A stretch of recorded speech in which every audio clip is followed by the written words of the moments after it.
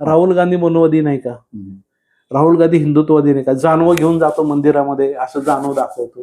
प्रकाश आंबेडकर साहेबांच्या अगोदर माझ्या आईबापांनी, माझ्या पंजोबांनी ही चळवळ उभी केली ना, अशी लाट्या काट्या खाऊन उपाशी तापाशी राहून. माझी आई जेलमध्ये गेलेली आहे. आनंदराज आंबेडकर आज शिवसेनेबरोबर. त्यांच्या घरामध्ये 3-3 पक्ष आहेत. तुम्ही कमळाच्या तिकिटावर निवडून आल्यावर तुम्ही रिपब्लिकन पार्टीचे नगरसेवक कसे? जय भारत. जागृती न्यूजमध्ये आपल्या सर्वांचं स्वागत आहे. दर्शक हो, आपल्याला माहीतच आहे की आम्ही जागृती न्यूजच्या माध्यमातून वेगवेगळ्या मान्यवरांच्या प्रतिक्रिया, त्यांचे मत, त्यांचे विचार आपल्यापुढे पोहोचवण्याचा प्रयत्न करत असतो. वेगवेगळ्या पक्षांच्या नेत्यांच्या आम्ही माझं शहर, माझा पक्ष, माझे विजन या सदरखाली मुलाखती घेत आहोत.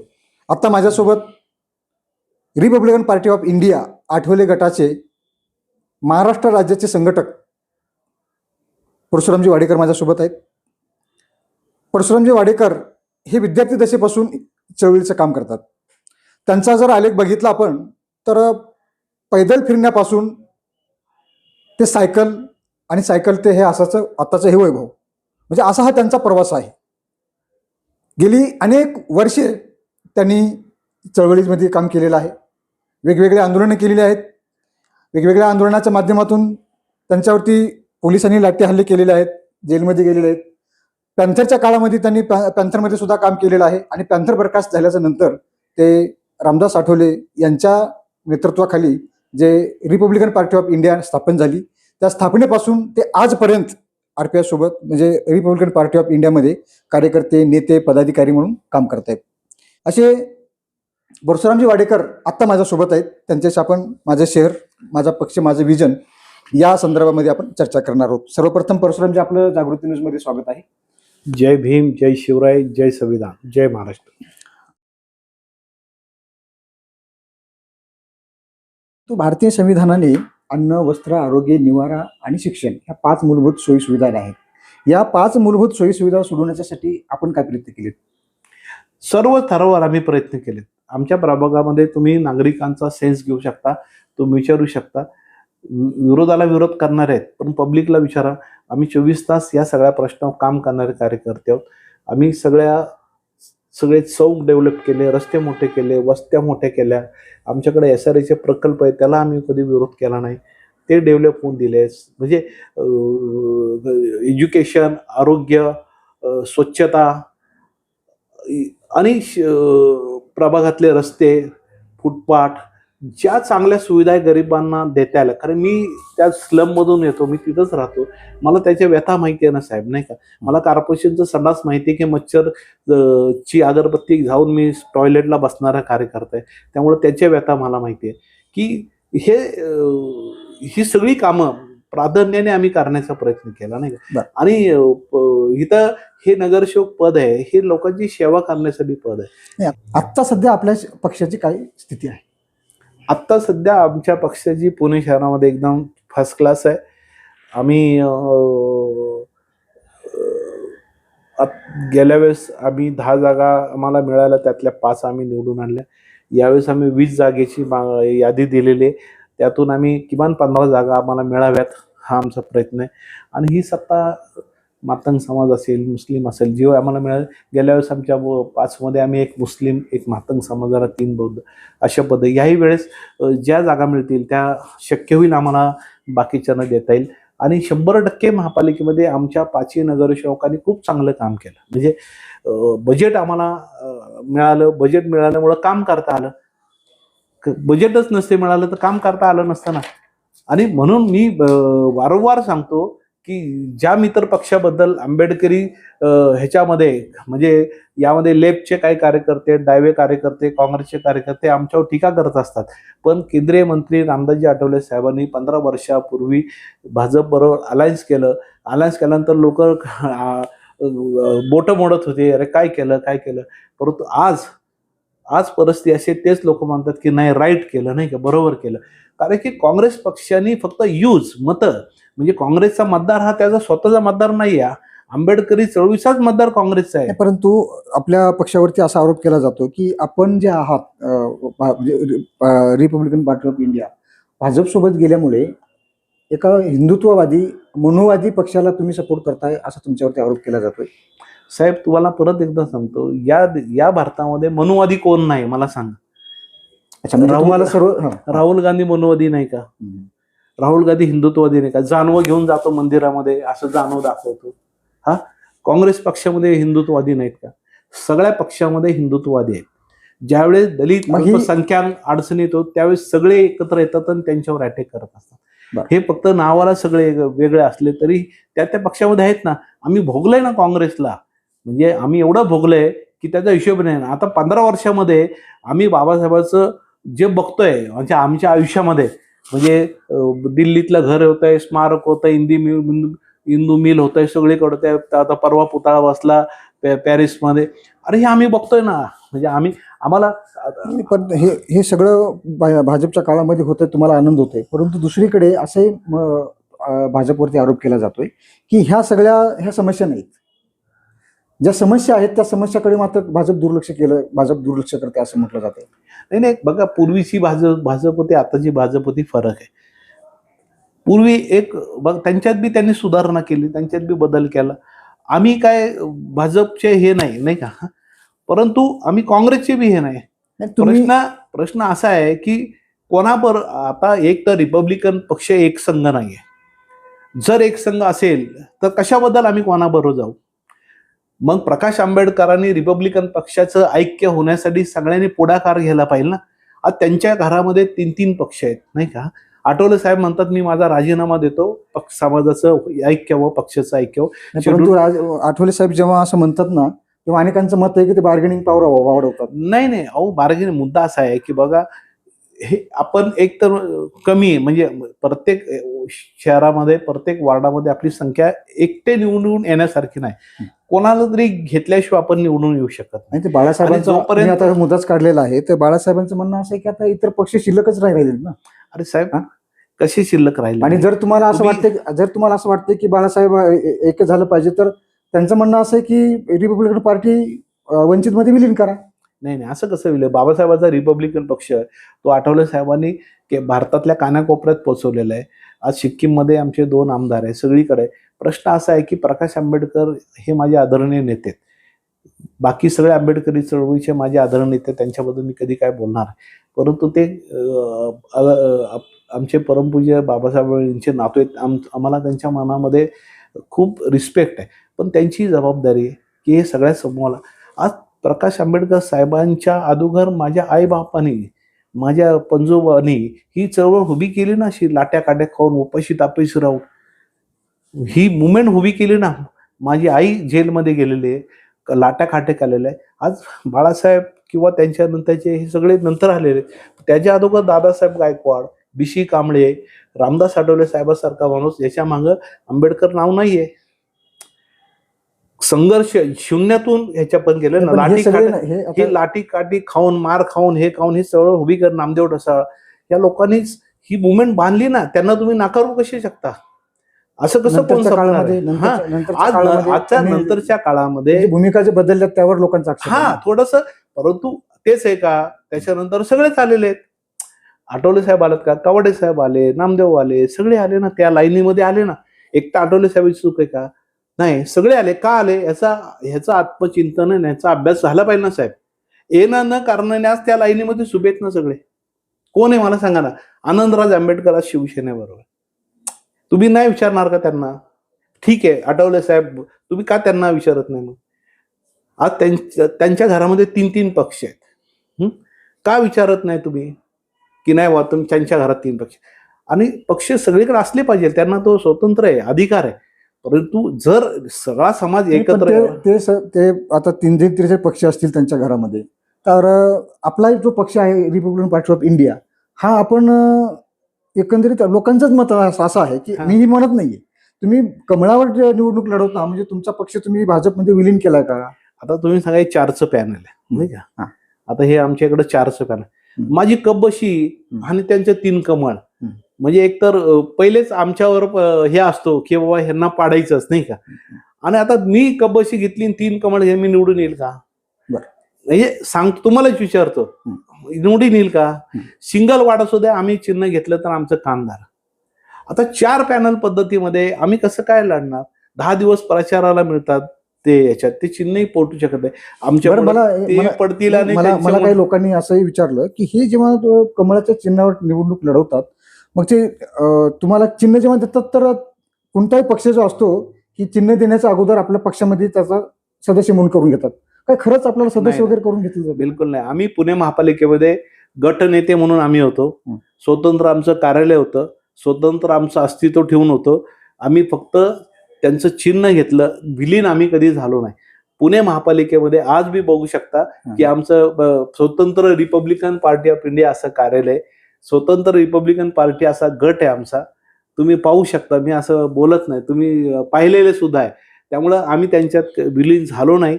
आम्ही आमचं गट. तुम्ही आता माझा प्रश्न नाही हा, हं. लोकांचा प्रश्न आहे की तुम्ही कमळाच्या तिकिटावर निवडून आल्यावर तुम्ही रिपब्लिकन पार्टीचे नगरसेवक कसे? हा, आम्ही त्यांच्याबरोबर हे करून घेतो की बाबा आम्ही आमचे 5 नगरसेवक, तुमचं चिन्ह घेतलेलं आहे, आमचा गट आमचं वेगळं आहे काय. आणि म्हणून आम्ही तुम्हाला सांगतो की आमच्या एकतर पॅनल पद्धतीमध्ये दुसरं चिन्ह चालत नाही. आणि असा आपला काय मोठा पक्ष नाही की ज्याच्यामुळे हे चिन्ह लोकांच्या घराघरामध्ये गेले. एक तर गरीब पक्ष आहे नाही का, ज्याच्यामुळं आम्ही एखादं चिन्ह आता दुसऱ्या पक्षाचे चिन्ह ही फेमस आहे, ते लगेच जातात, आमचं चिन्ह नाही जात काय. आणि 5 नगरसेवक निवडून आल्यानंतर काय होतं, परशुराम वाडेकर ची पत्नी इथं आले, उपमहापौर झाले, निवडून आले. प्रभागात बघा, या अगोदर शेड्यूल कास्टचे नगरसेवक नव्हते का? होते ना. त्यांनी का काम केलं नाही?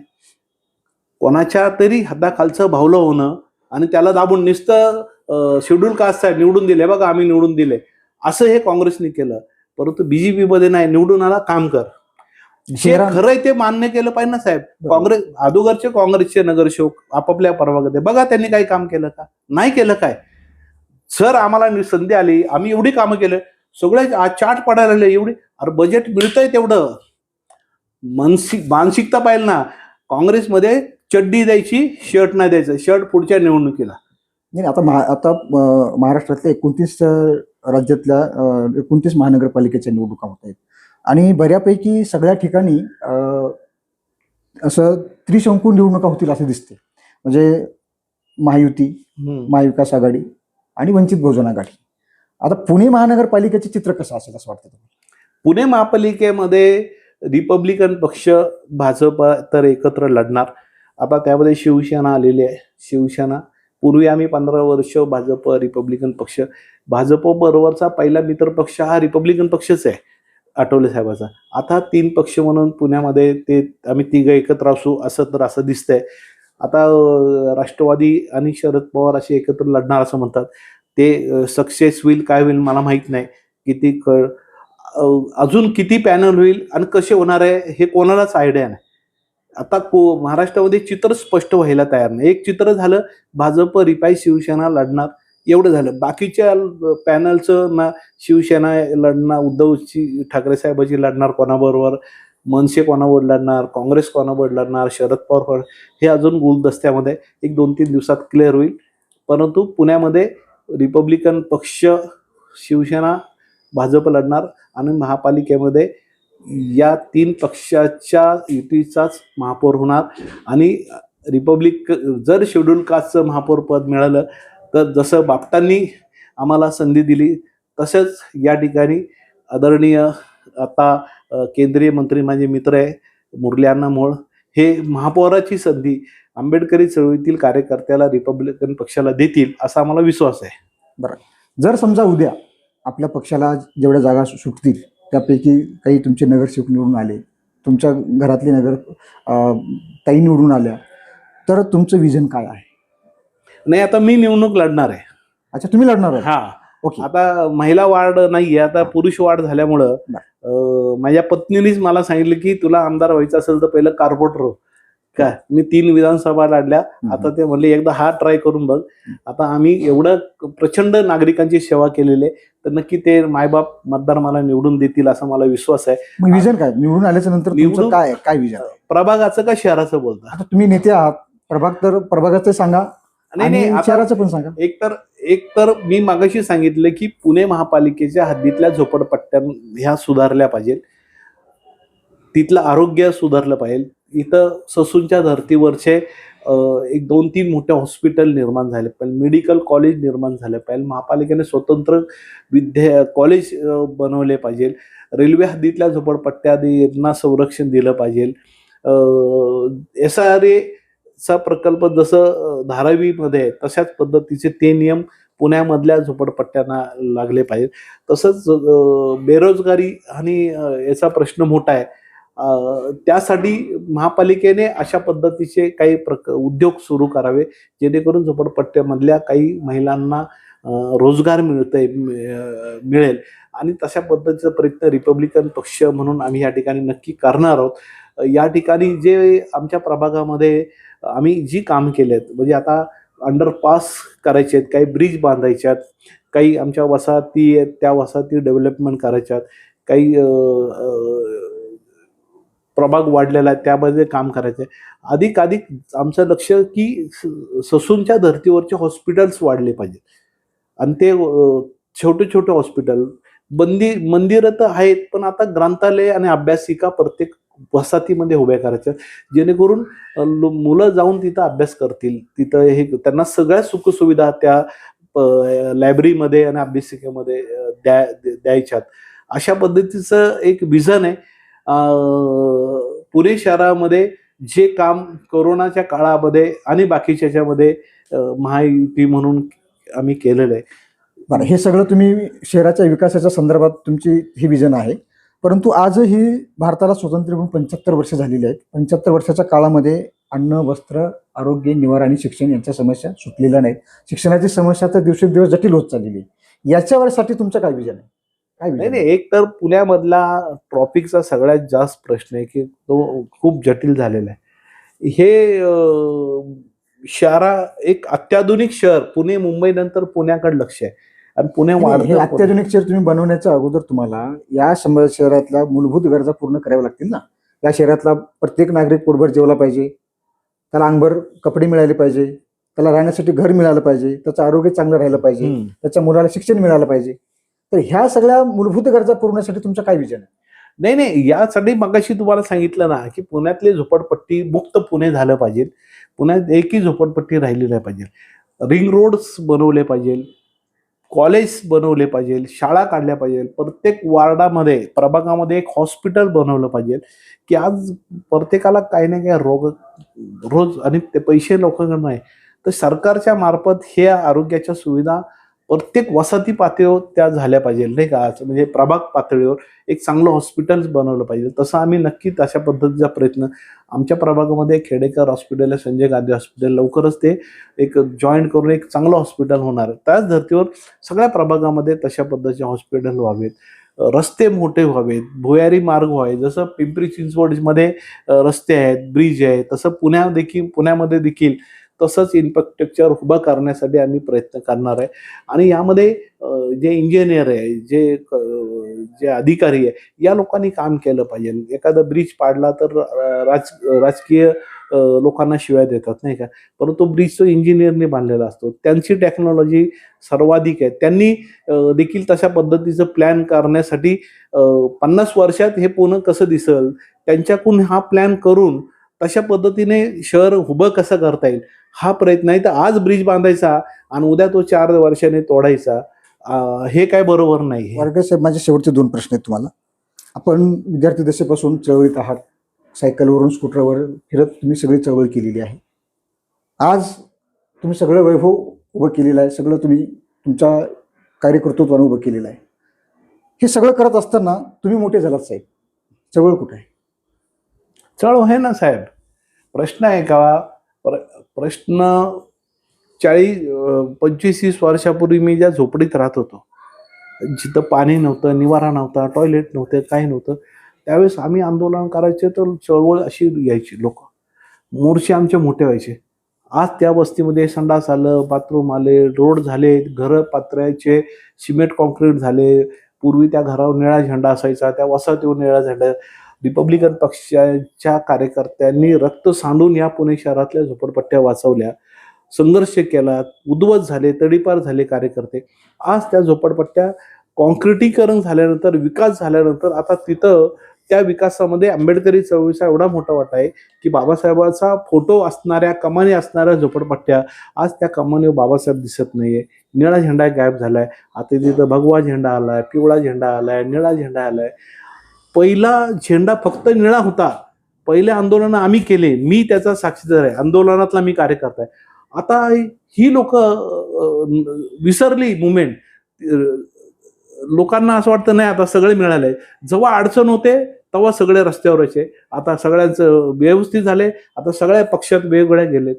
वाडेकर साहेब, खरं तर मी डॉक्टर बाबासाहेब आंबेडकर सांस्कृतिक भवन विस्तारित करण्याच्या संदर्भात आता काही बोलणार नाही तुम्हाला. मी त्याच्यासाठी सेपरेट तुमची बोला की त्याचे उत्तर देईल मी. त्याचा हे फार ते वाढत जाईल, हे त्यासाठी सेपरेट आपण करू. धन्यवाद वाडेकर साहेब, आपण जागृती न्यूजला वेळ दिला आणि परखड रोखोक बिनधास्तपणे आपण भूमिका मांडली त्याबद्दल पुन्हा एकदा आपले आभार व्यक्त करतो. धन्यवाद. धन्यवाद. थँक्यू.